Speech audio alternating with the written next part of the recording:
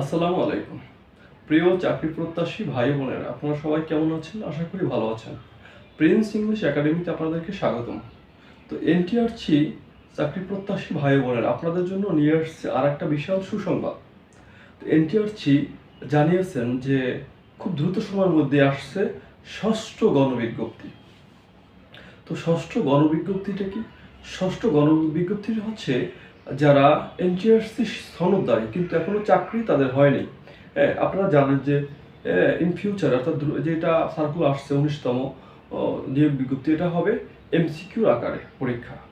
তো যারা সার্টিফিকেট ধারী আছে এখনো চাকরি হয়নি, তাদেরকে একটা নিয়োগের প্রক্রিয়া, তাদেরকে একটা নিয়োগ দেওয়া যাবে। তো তারা সার্টিফিকেট ধারী যারা আছে তাদেরকে নিয়োগ প্রদান করে যাবে। অর্থাৎ যারা চাকরি হয় নাই, এই যে 18তম চাকরি হয় নাই বা 17তমতে যারা এখনো মানে সার্টিফিকেট আছে চাকরি হয় নাই, তাদের জন্য একটা প্রকাশ করবে বিশেষ নিয়োগ মানে গণবিজ্ঞপ্তি।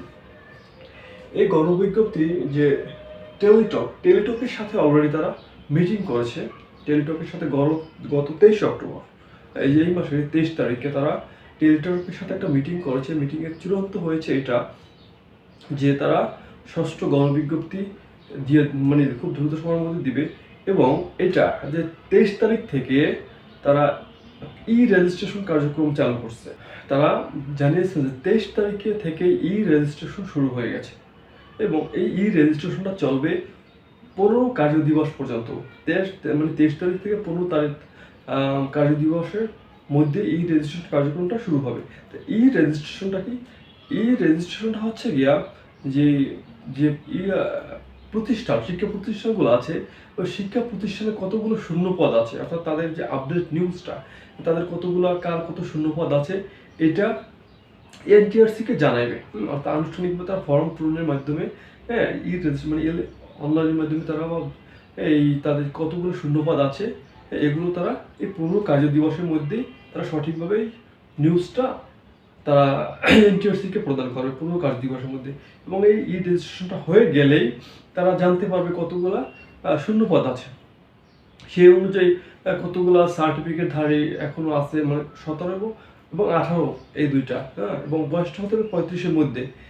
এদেরকে একটা বিশেষ মানে গণবিজ্ঞপ্তির মাধ্যমে, অর্থাৎ যে বিশেষ পরীক্ষা ছিল ওরকম একটা বিশেষ গণবিজ্ঞপ্তির মাধ্যমে তাদেরকে নিয়োগ প্রদান করে যাবে। আশা করছি এটা অবশ্যই অনেক বড় একটা সুসংবাদ যারা অলরেডি এনটিআরসিতে পাশ করে সার্টিফিকেট অর্জন করছেন কিন্তু চাকরি পান নাই। তো ঠিক আছে, এই হচ্ছে গিয়া আজকে মানে এনটিআরসির সর্বশেষ আপডেট।